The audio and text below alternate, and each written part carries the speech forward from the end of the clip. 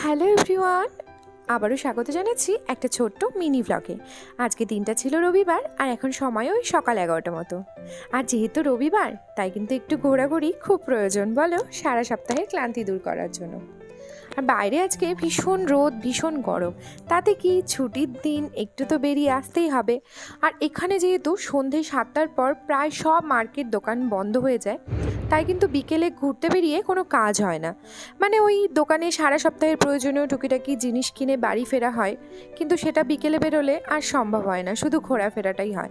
সেই জন্যই কিন্তু আমরা সকালেই বেরিয়ে পড়ি, যে দুটোই হয়, একটু ঘোরাঘুরিয়ে হয় আর একটু জিনিসপত্র কেনাকাটিয়ে হয়। তো প্রথমেই চলে এসেছিলাম এই যে পেট্রোল পাম্পে, পেট্রোল ভরে নিয়ে আবার কিন্তু বেরিয়ে পড়লাম আমরা যেখানে যাবো আর কি ঘুরতে, সেখানকার উদ্দেশ্যে।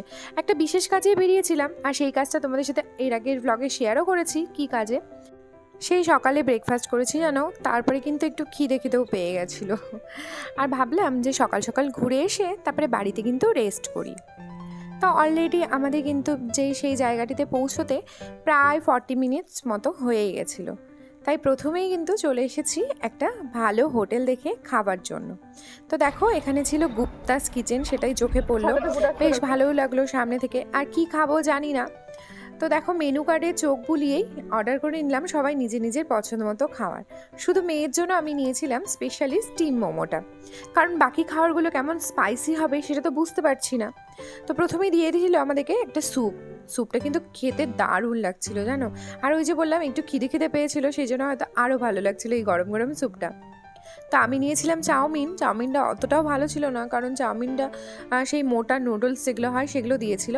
আর ছিল ফ্রাই মোমো, আর সোমো নিয়েছিল ওর পছন্দ মতো স্যান্ডউইচ, চিকেন স্যান্ডউইচ। এরপরে দেখো একটা ব্লু লেগুন সফট ড্রিঙ্কসে একটুখানি গলা ভিজিয়ে সবাই এবার কিন্তু বেরিয়ে পড়বো বাড়ির উদ্দেশ্যে। আর কাজও প্রায় হয়ে গেছে, খাওয়ার অর্ডার করে আমরা সেই কাজগুলো সেরে এসে কিন্তু খাওয়ার দাওয়ার খেয়েছিলাম।